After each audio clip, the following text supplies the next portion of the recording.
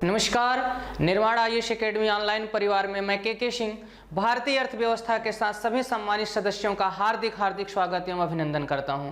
तो हमारे सभी सदस्य कैसे हैं? हम उम्मीद करते हैं कि आप सभी लोग बहुत अच्छे होंगे और आप इस लॉकडाउन में इस पढ़ाई लिखाई को सुचारू रूप से आगे बढ़ा रहे होंगे। और इसी उम्मीद के साथ आप देखते होंगे कि जो कंपटीशन के एग्जाम लग रहे हैं उसमें भी बहुत ही क्या नजर आ रहा है, धीमे प्रक्रियाएं चल रही हैं। तो इस प्रक्रियाओं में भी आप हतोत्साहित नहीं होइएगा। एग्जाम तो होंगे ही होंगे और आपका सिलेक्शन भी होगा ही होगा।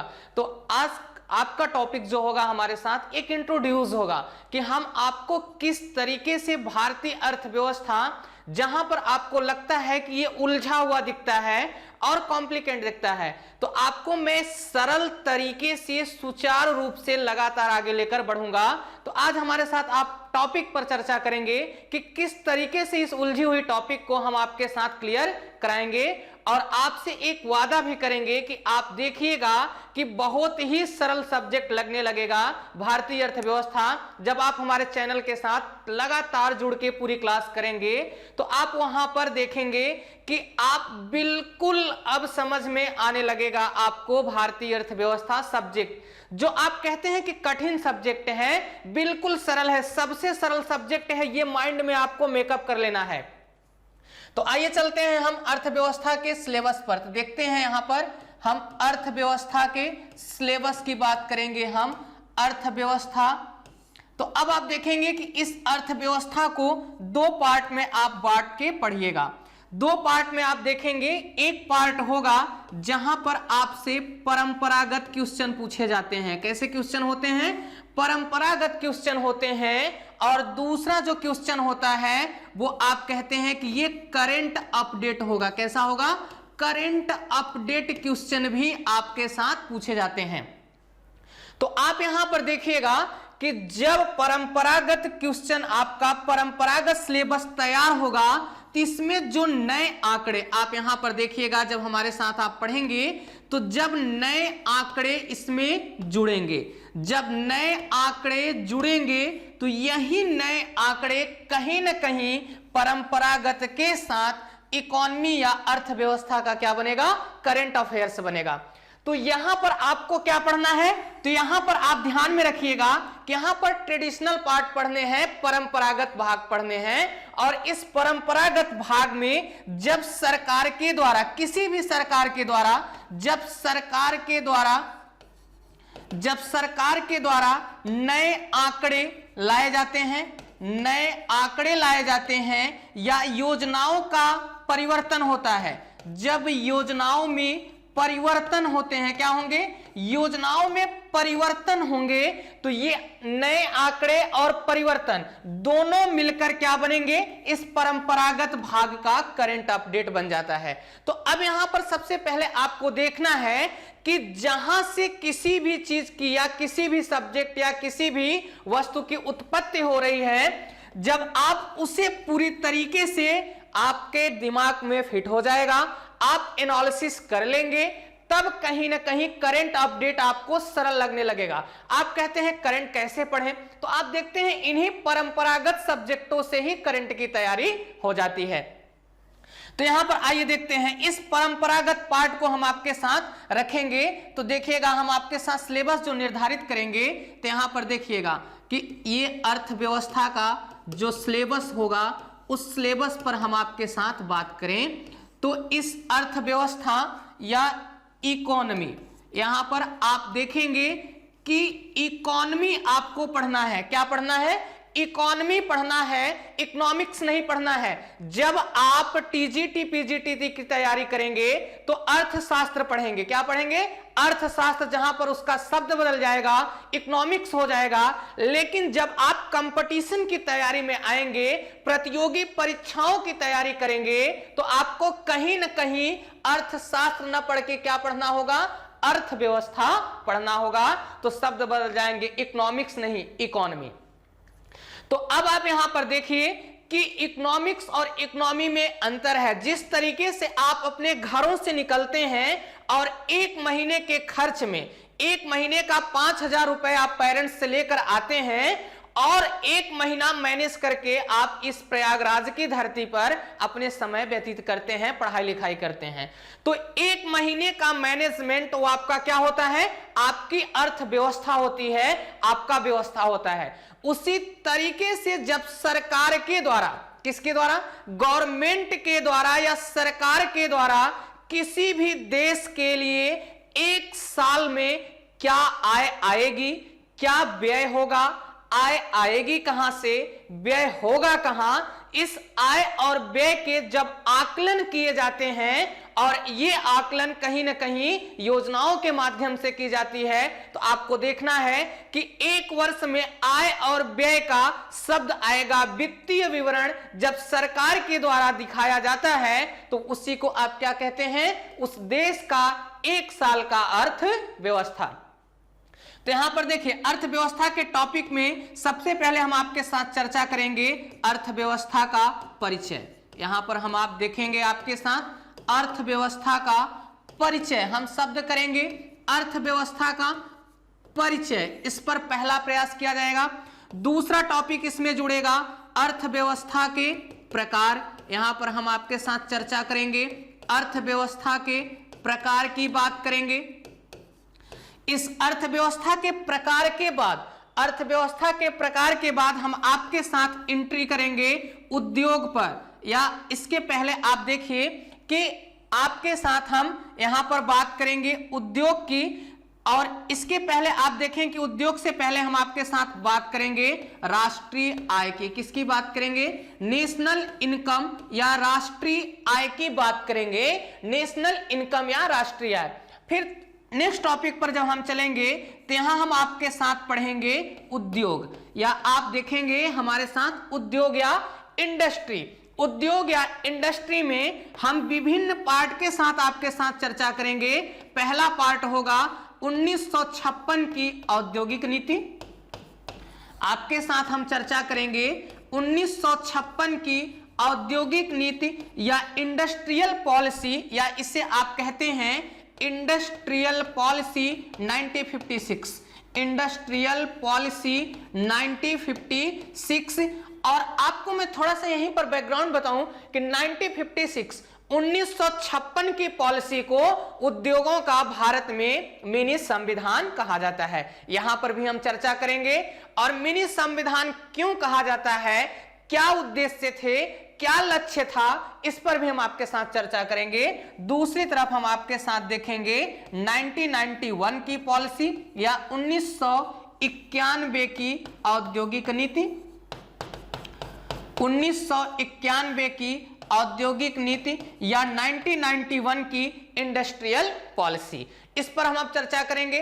और इसी 1991 की नीति को NIP के नाम से जाना जाता है, जिसे आप कहते हैं न्यू इंडस्ट्रियल पॉलिसी, इसे आप कहेंगे न्यू इंडस्ट्रियल पॉलिसी या नई औद्योगिक नीति। और इसी नई औद्योगिक नीति पर जब आप मेंस में चर्चा करते हैं तो इसे ही कहा जाता है राव मनमोहन मॉडल। तो यहां पर आप देखेंगे राव मनमोहन मॉडल या 1991 की इंडस्ट्रियल पॉलिसी और NIP।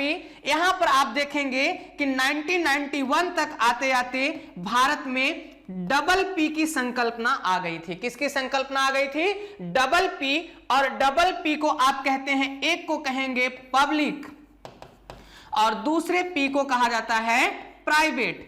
तो पब्लिक और प्राइवेट की भी चर्चा हम आपके साथ करेंगे। यहां पर आप देखेंगे दोनों में अंतर क्या होता है।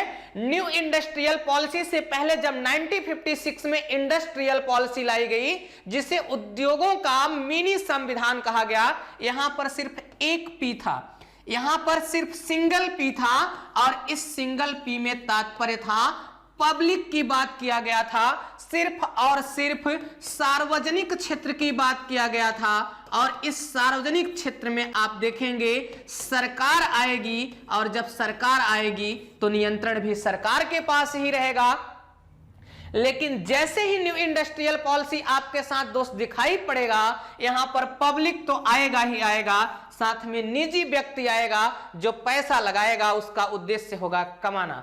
तो यहां पर हम 3-4 टॉपिक के साथ आपके बात बताए। अर्थव्यवस्था का परिचय, फिर हम आपके साथ चर्चा करेंगे अर्थव्यवस्था के प्रकार पर, फिर चर्चा करेंगे नेशनल इनकम या राष्ट्रीय आय पर, उसके बाद चर्चा करेंगे हम आपके साथ इंडस्ट्री पर। आइए आगे चलते हैं। नेक्स्ट टॉपिक जो होगा हमारा इंडस्ट्री या उद्योग के बाद यहां पर आप देखेंगे कि उसी उद्योग में, इस उद्योग को हम आपके साथ पुनः 2 भागों में बांटेंगे। इस उद्योग को जब हम 2 भागों में बांटेंगे तो एक को कहेंगे आप CPSE और दूसरे को कहेंगे MSME। यहां पर आप देखेंगे कि लगातार सरकार के द्वारा medium small micro enterprises, medium small micro enterprises, इसे आप कहते हैं इस यम को मीडियम। यहां आप देखिए इस यम को जब आप मीडियम कहेंगे तो इसे कहेंगे आप मध्यम। जब यहां पर यह शब्द आएगा स्मॉल तो यहां पर शब्द हिंदी में नजर आएगा आपका लघु, और जब इस यम पर बात करेंगे तो यहां पर आएगा माइक्रो और यहां पर शब्द जुड़ जाएगा सूक्ष्म। तो मध्यम लघु सूक्ष्म MSME, और यहां पर एक शब्द जुड़ेगा जिसे आप इस डी से कहेंगे डेवलपमेंट। इसे आप क्या कहेंगे? डेवलपमेंट या विकास। तो मध्यम लघु सूक्ष्म उद्योग का विकास की संकल्पना भारत में आती है 2006 में। तो यहां पर भी चर्चा हमारे साथ आपकी होगी MSME है क्या और इसमें क्या क्या परिवर्तन और सुधार किए जा रहे हैं। और यहां पर जो आपको दिख रहा है CPSE, तो यहां पर कहेंगे आप इसे central public sector enterprises, central public sector enterprises की बात हम आपके साथ करेंगे। अब यहां पर इसकी हिंदी की चर्चा करें हम तो इसे आप कहेंगे केंद्रीय सार्वजनिक क्षेत्र का उपक्रम, केंद्रीय सार्वजनिक क्षेत्र का उपक्रम। केंद्रीय सार्वजनिक क्षेत्र के उपक्रम पे हम आपके साथ चर्चा करेंगे। तो इंडस्ट्री में जब यहां पर उद्योग आएगा तो इस उद्योग को आप 2 भागों में बांट के पढ़ेंगे। एक को कहेंगे भारी उद्योग, पहले को कहेंगे आप भारी उद्योग, और जब भारी उद्योग की चर्चा करेंगे तो यहां पर आपके साथ चर्चा होगी सेंट्रल पब्लिक सेक्टर इंटरप्राइजेज या CPSE की। और दूसरी तरफ जब MSME की चर्चा हम आपके साथ करेंगे तो इसे आप लघु उद्योग या छोटे उद्योग के दायरे में यहां पर आप रखेंगे। तो आप भारी उद्योग और लघु उद्योग की चर्चा हमारे साथ करेंगे। यहां पर सब टॉपिक होगा आपका इंडस्ट्री और सब टॉपिक होंगे 1956 की औद्योगिक नीति, 1991 की औद्योगिक नीति, सेंट्रल पब्लिक सेक्टर इंटरप्राइजेस या केंद्रीय सार्वजनिक क्षेत्र का उपक्रम, या यहां पर आप देखेंगे MSMED medium small micro enterprises या मध्यम लघु सूक्ष्म क्षेत्र का उपक्रम। यहां तक चर्चा करेंगे। नेक्स्ट टॉपिक पर जब हम बढ़ेंगे तो नेक्स्ट टॉपिक आपका आएगा बैंकिंग प्रणाली। यहां पर हम आपके साथ चर्चा करेंगे किस पर? बैंकिंग प्रणाली पर। और इस बैंकिंग प्रणाली पर जब हम चर्चा करेंगे तो बैंकिंग प्रणाली में आप देखेंगे कि सबसे पहले इसे 2 भागों में हम बांटेंगे और पहला भाग पढ़ाएंगे आपका RBI। पहला होगा RBI का परिचय। सबसे पहले चर्चा करेंगे हम RBI के परिचय पर और फिर आपके साथ देखेंगे अन्य बैंक एवं कार्य, अन्य बैंक एवं कार्य पर चर्चा आपके साथ यहां पर होगी। और इसी के बाद हम चर्चा आपके साथ करेंगे डिवैल्यूएशन या अवमूल्यन पर।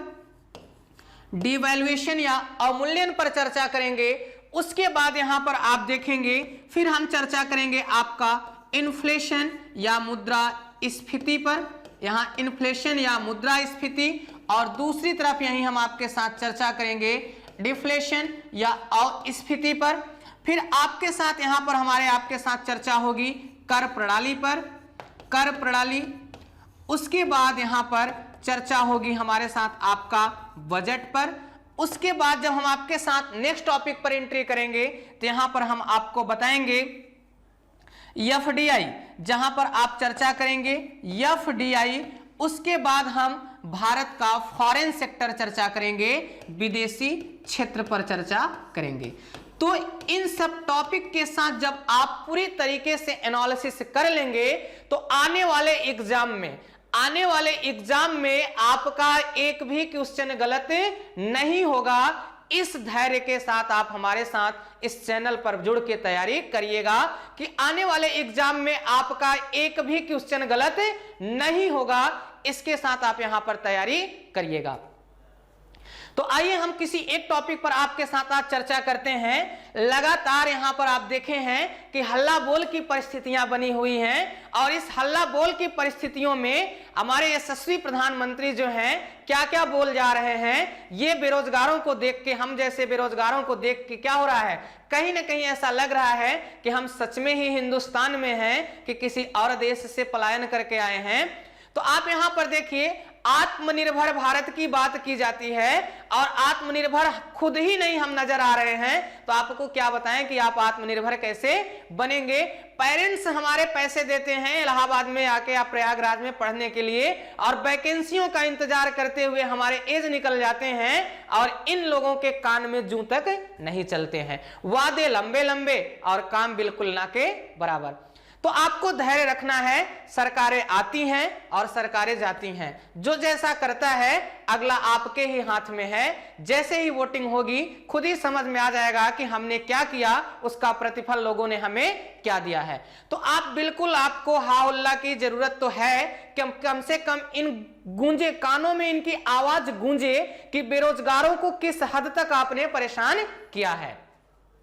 तो इनके कानों में आवाज आपकी हमारी पहुंच चुकी है। अब हम लोगों को एग्जाम का डेट का वेट करना है और लगातार एग्जाम के लिए प्रिपरेशन करना है और इस हल्ला बोल के चक्कर में अपने समय को बर्बाद नहीं करना है। क्योंकि एग्जाम के जब डेट आएंगे और हम आप हल्ला बोल करेंगे तो जो चुपचाप बैठ के तैयारी करेगा सिलेक्शन ले जाएगा और हम आप हल्ला बोल करते रह जाएंगे। तो आपने आवाज अपनी उनके गूंजे हुए कानों में गुंजा दी है। तो आप देखिएगा, अब तैयारी करिएगा बैठ के चुपचाप, और वैकेंसियां जब क्लियर होंगी तो एक सीट आपकी होगी ही होगी। और सभी प्रतियोगी परीक्षाएं धैर्य पूर्वक आप दीजिए और बिल्कुल आपका सिलेक्शन होगा। लेकिन इस बेरोजगारी के दौर में हमारे आपके साथ गलत तो हो ही रहा है। तो अब इसका हम आप कर क्या सकते हैं, 2024-23 का वेट करिए, आगे उसी के साथ हम आप उनका क्या करेंगे, मुंह तोड़ जवाब देंगे। तो आइए यहां पर हम एक टॉपिक आपके साथ चर्चा करते हैं जिससे हमारा आपका सब्जेक्ट के साथ चर्चा हो जाए। तो यहां पर हम आपके साथ बात करते हैं आपका मुद्रास्फीति। क्योंकि इस लॉकडाउन की स्थिति में आप देखेंगे इस कोरोना वायरस ने, कोविड-19 के कारण यहां पर भारत में आप देख रहे होंगे या किसी भी देश में रहे होंगे, जीडीपी लगातार गिर रही है। जीडीपी लगातार गिर गई और भारत की जीडीपी तो इस कदर गिर गई कि -23.4% पर पहुंच गई है। तो अब आप देखेंगे कि जब जीडीपी गिर के यहां आ चुकी है तो कहीं ना कहीं आपको बेरोजगारी दिखेगी ही दिखेगी। और जब बेरोजगारी दिखे और साथ में आपको क्या दिखे, महंगाई दिखे, महंगाई तो दिख ही रही है और बेरोजगारी भी दिख रही है। आप वस्तु को महंगा पा रहे हैं और आपके पास इनकम के साधन नहीं है। यही एक शब्द इकोनॉमी में निकल कर आ जाता है जिसे आप कहते हैं स्टैगफ्लेशन। यहां पर आप देखें बीईओ का एग्जाम हुआ, लगातार इन्फ्लेशन से 3 क्वेश्चन नजर आए हैं इस बीईओ के एग्जाम में। तो आप देखेंगे कि यूपीएससी संघ लोक सेवा आयोग हो या उत्तर प्रदेश लोक सेवा आयोग हो या अन्य राज्य लोक सेवा आयोग हो, लगातार परिस्थितियों के अनुसार ही एग्जामिनर क्वेश्चन को सेट करता है। तो इस समय मुद्रास्फीति का टॉपिक कहीं ना कहीं हमारे आपके लिए एक इंपॉर्टेंट और चुनौती भरी टॉपिक है। क्योंकि यहां पर हम इसी परिस्थितियों को झेल रहे हैं। एक तरफ महंगाई दिख रही है और दूसरी तरफ बेरोजगारी दिख रही है। परिस्थिति आ गई है हमारी मुद्रास्फीति की जगह स्टैगफ्लेशन की। तो आइए हम देखते हैं कि मुद्रास्फीति कैसे नजर आती है, क्या होता है मुद्रास्फीति। तो इस पर भी चर्चा करेंगे हम आपके साथ। तो आइए देखते हैं मुद्रास्फीति पर हम आपके साथ कि क्या होता है ये मुद्रास्फीति। देखिए यहां पर शब्द हमारे साथ आपके जुड़े हैं, टॉपिक ही नजर आएगा। अभी जब पूरी तरीके से सिलेबस एनालिसिस हमने किया है, जब उस पर चर्चा करेंगे तो ये टॉपिक बिल्कुल और अच्छे तरीके से नजर आएगा। और एक एक एग्जाम में जो आप देखे होंगे कि प्रीवियस ईयर में जो क्वेश्चन आए हैं वो हमारा दायित्व बनता है, हमारा लायबिलिटीज बनता है, हमारा ड्यूटीज बनता है कि हम आपके साथ उस आए हुए विगत वर्षों के क्वेश्चन को आपके साथ टॉपिक खत्म होने पर एक एक क्वेश्चन का एनालिसिस कराएंगे और दिखाएंगे कि देखिए जो हमने पढ़ाया है यहां से क्वेश्चन आया है और आगे आएगा तो आपके कॉपी से आपके वीडियोस में रहेंगे। ये आपके साथ हम एक आपका कोऑपरेट यहां पर जरूरी होगा। आइए यहां पर देखें मुद्रास्फीति। तो आप कहेंगे किसे मुद्रास्फीति, तो देखिएगा तो यहां पर अगर हम परिभाषा की बात करें, परिभाषा या डेफिनेशन की बात करें तो मूल्य वृद्धि दर को मूल्य वृद्धि दर को मुद्रास्फीति कहा जाता है। मूल्य वृद्धि दर को मुद्रास्फीति या इन्फ्लेशन मुद्रास्फीति कहा जाता है। मूल्य वृद्धि दर को मुद्रास्फीति कहा जाता है। तो अब यहां पर देखिए मूल्य वृद्धि दर, मूल्य वृद्धि दर, तो मूल्य वृद्धि दर कैसे होगी, जब वस्तु एवं सेवा का, जब वस्तु एवं सेवा का महत्व, वस्तु एवं सेवा का महत्व बढ़ जाता है, जब वस्तु एवं सेवा का महत्व बढ़ जाता है और पैसे का महत्व कम हो जाता है, पैसे का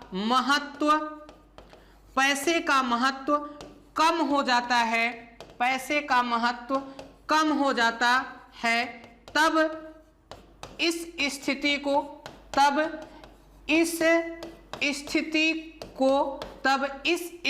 को मुद्रास्फीति के नाम से जाना जाता है, मुद्रास्फीति के नाम से जाना जाता है। अब यहां पर आप देखिए की पॉइंट को पकड़िए, यहां पर आपका देखिए जिस तरीके से की पॉइंट यहां पर नजर आ रहा है, तो आप यहां पर क्या कहेंगे इसे, मूल्य वृद्धि। अब मूल्य वृद्धि दर को ही मुद्रास्फीति हम कह रहे हैं। तो आपने देखा कि मूल्य वृद्धि हो कैसे रहा है, तो यहां पर देखिए जब वस्तु एवं सेवा का महत्व बढ़ जाए। जैसे एक एग्जांपल लीजिए कि ऑफलाइन की जगह अब ऑनलाइन या डिजिटल का जमाना आ गया। तो अब यहां पर देखिए ये मार्कर की नीड क्या हो गई, आवश्यकता बढ़ गई, तो इसकी कीमत लगातार क्या हो रही है, इंक्रीज हो रही है, बढ़ रही है। तो यहां पर आप क्या कहें, मूल्य वृद्धि। लेकिन आप यहां पर देखिए इसका क्या हुआ, मूल्य वृद्धि हुआ, अर्थात इस वस्तु का महत्व बढ़ गया, इस ऑनलाइन डिजिटल बोर्ड के पेन का महत्व बढ़ गया। तो स्वाभाविक सी बात है कि इसकी कीमत अब क्या होगी, बढ़ेगी। लेकिन कारण कुछ और भी होंगे, आगे चर्चा करेंगे हम। तो ये पेन की कीमत बढ़ गई, तो वस्तु का महत्व एवं सेवा का महत्व बढ़ गया। अगर हमारे पास ये पेन नहीं होगा तो क्या हम आपको सेवा दे पाएंगे?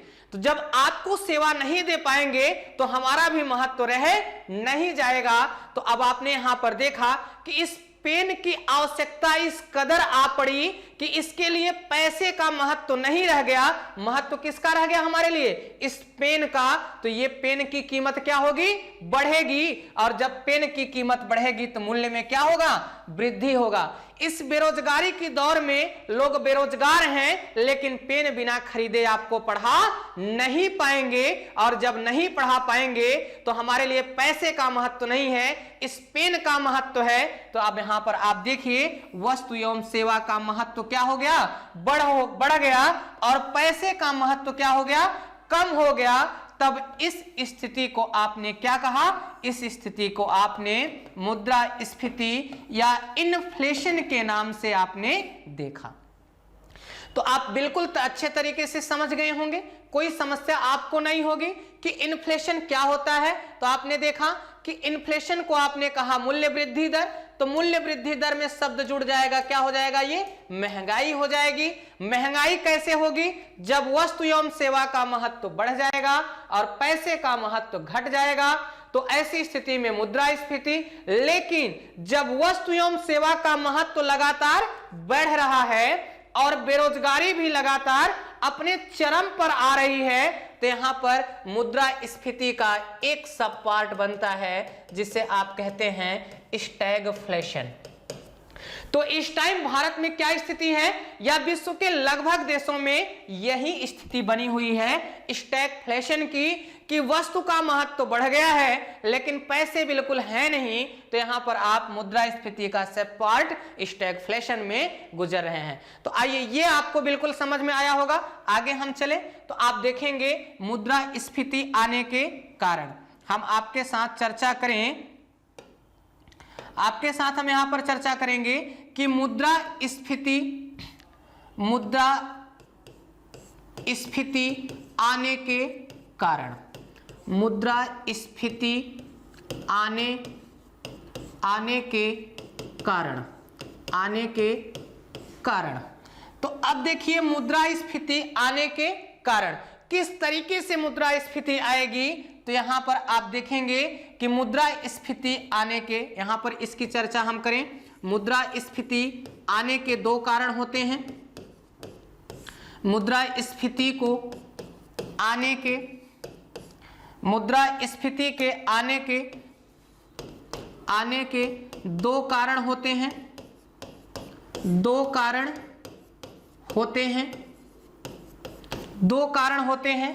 अब इन दो कारणों को यहां पर चर्चा करें तो अब दो कारणों में आप देखेंगे कि दो कारण कैसे हैं। तो सबसे पहले है आपका मांग में वृद्धि, डिमांड बढ़ जाए, मांग में वृद्धि, या डिमांड क्या हो जाए, डिमांड इंक्रीज हो जाए, मांग में क्या हो जाए, वृद्धि हो जाए। और दूसरा आपूर्ति में, दूसरे की चर्चा करें हम तो दूसरा होता है आपूर्ति में कमी हो जाए, आपूर्ति में कमी हो जाए। यहां पर देखिए, जब डी बराबर यस रहेगा, डिमांड बराबर सप्लाई रहेगा, मांग जितनी रहेगी उतनी सप्लाई या आपूर्ति रहेगी, तो ना तो इन्फ्लेशन होगा और ना ही डिफ्लेशन होगा।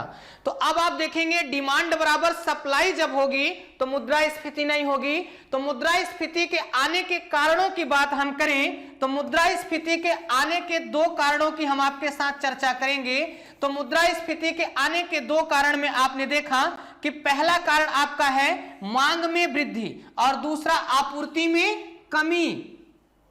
मांग में वृद्धि और आपूर्ति में कमी। तो मांग में वृद्धि के भी दो कारण होते हैं। जैसे आप देखिए, अभी हम आप हल्ला बोल कर रहे हैं क्योंकि हम बेरोजगार हैं। जब हम बेरोजगार हैं तो हमारे पास अपनी आय नहीं है। जब हमारे पास अपनी आय नहीं है तो हम क्या किसकी श्रेणी में शामिल हैं, बेरोजगार की श्रेणी में शामिल हैं। तो हम किसी भी वस्तु का डिमांड नहीं कर पाएंगे। लेकिन जैसे ही हम यूपीएससी क्रॉस कर जाएं, यूपीपीएससी क्रॉस कर जाएं, या हम एसडीएम बन जाएं या हम आरडीएम बन जाएं, तो आप क्या होंगे, अगर आप डीएम और एसडीएम बन जाएंगे तो आप बेरोजगार की श्रेणी में तब नहीं रहेंगे।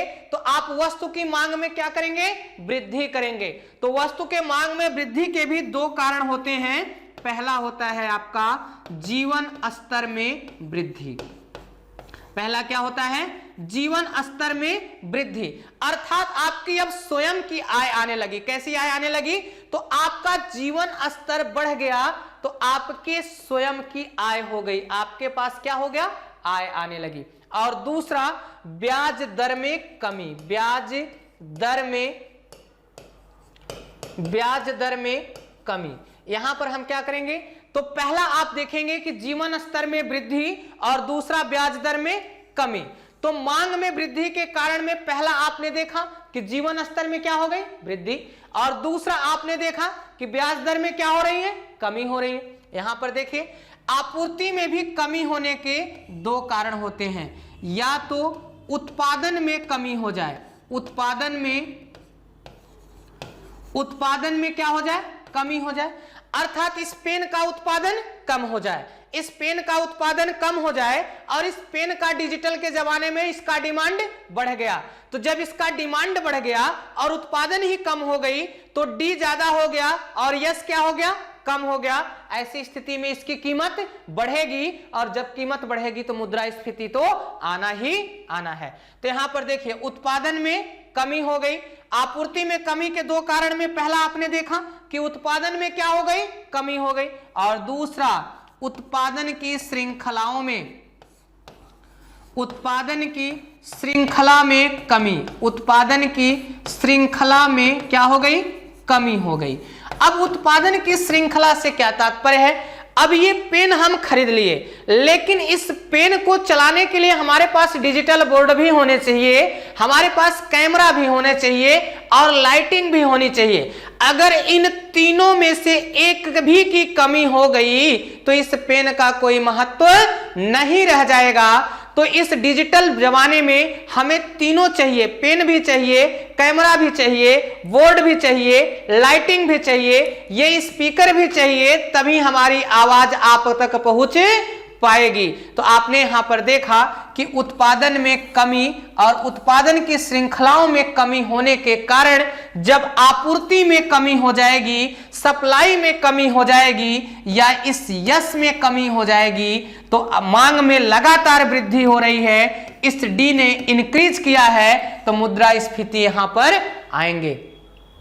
आगे हम आपके साथ नेक्स्ट वीडियो में चर्चा करेंगे कि मुद्रास्फीति का आकलन किस प्रकार किया जाता है, मुद्रास्फीति का मापन क्या होता है, मुद्रास्फीति के प्रकार कितने प्रकार के होते हैं, इन सब पर टॉपिक पर भी हम आपके साथ लगातार चर्चा करेंगे। और हमारे साथ आप लगातार जुड़ जाइएगा और आपका एक भी क्वेश्चन गलत नहीं होगा, ये हम आपको विश्वास दिलाएंगे। और जब आप आगामी एग्जाम देकर आएंगे तो आप स्वतः विश्वास कर लेंगे। और तब तक के लिए हमें इजाजत दीजिएगा। बेस्ट ऑफ लक, नमस्कार।